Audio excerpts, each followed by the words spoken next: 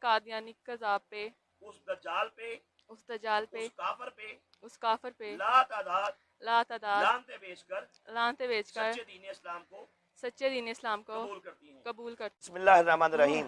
ناظرین محترم، میں ہوں عرفان محمود برق، جس نے فتنہ قادیانیت پر لا تعداد لانتے بیچ کر سچے دین اسلام کو قبول کر لیا۔ ابھی میں گجرانوالہ کا علاقہ ہے تریگڑی، یہاں پہ ناظرین موجود ہوں۔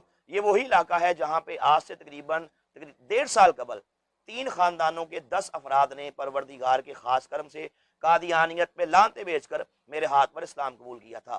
آج اسی علاقے میں ہم موجود ہیں۔ یہ ہماری محترمہ بہن، ان کا نام کنزا بٹ ہے اور ان کے والد کا نام معروف بٹ ہے، اور ان کا چچا جو کہ تریگڑی کا اس علاقے کا قادیانی جماعت کا صدر ہے۔ تو یہ اس فیملی سے بلونگ کرتی ہیں۔ اللہ تعالیٰ نے ان پہ آج خاص کرم کیا، آج ان سے ہماری ملاقات ہوئی۔ ہم نے بڑا ڈیٹیل سے قرآن و حدیث سے اور قادیانی کتب سے یہ بات ان کو دکھائی کہ مرزا قادیانی کذاب یہ کائنات کا بدترین کافر تھا، جسے ظالم انگریز نے اپنے سیاسی مقاصد کے حصول کے لیے اور اللہ کے نبی کی محبت کو سینوں سے نکالنے کے لیے، جذبہ جہاد کو حرام قرار دینے کے لیے مرزا قادیانی کذاب کو بہت سا پیسہ دے کے اس بے ایمان کو کھڑا کیا، جس نے لاکھوں لوگوں کا ایمان برباد کر دیا۔ آج ان سے ہماری ملاقات ہوئی، ہم نے بڑا تفصیل سے ڈیٹیل سے ان کو دکھایا۔ الحمدللہ میں صرف ناظرین کی انفارمیشن کے لیے ایک بات پیش کروں گا کہ ہم نے ان کو ایسا کیا دکھایا، اللہ نے ان پہ کرم کر دیا۔ میرے پاس یہ قرآن پاک ہے، یہ قادیانی جماعت کی بڑی معروف، اس کا نام ہے تفسیر صغیر۔ یہ قادیانیوں کا دوسرا نام نہاد ان کا خلیفہ مرزا بشیر الدین محمود اور مرزا قادیانی کا نام نہاد بیٹا، اس نے یہ قرآن پاک کی تفسیر لکھی۔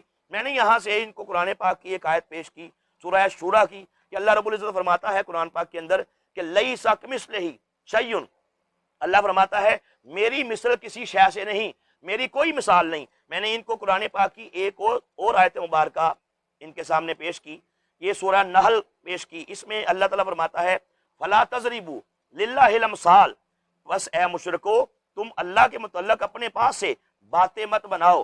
میں نے ان کو بتایا کہ قرآن پاک نے ہمیں، اللہ تعالیٰ نے ہمیں اپنی مثال دینے سے منع کر دیا کہ میری کوئی مثال نہیں ہے، میں بے مثال ہوں، میری مثال مت دو۔ لیکن میں نے ان کو دکھایا کہ مرزا قادیانی کذاب یہ قرآن پاک کا اتنا بڑا دشمن تھا، اور اس نے پروردگار کے احکامات کی اس قدر پامالی کی اور قرآن پاک کا انکار کیا۔ یہ میرے پاس ایک بک ہے، اس کا نام ہے روحانی خزائن، ولیوم نمبر 20، لکھنے والا مرزا قادیانی کذاب۔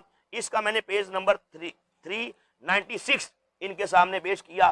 اس میں مرزا قادیانی کذاب نے ایک بکواس کی اللہ پاک کے بارے میں، اللہ کی شان میں گستاخی کرتے ہوئے اور قرآن پاک کا انکار کرتے ہوئے۔ اس نے اس میں لکھا، کہتا ہے وہ خدا جو ہمارا خدا ہے، کہتا ہے وہ خدا جس کے قبضہ میں ذرہ ذرہ ہے، اس سے انسان کہاں بھاگ سکتا ہے۔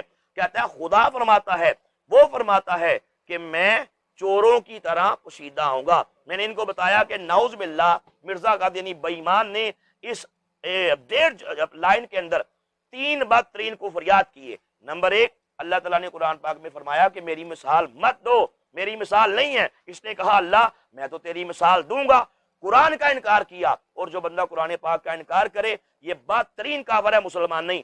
نمبر 2، اس نے اللہ تعالیٰ کی مثال بھی دی تو چوروں سے دی، پروردگار کو معاذ اللہ چور سے تشبیہ دی، پروردگار کو چور کہہ کے پروردگار کو معاذ اللہ گالی بکی۔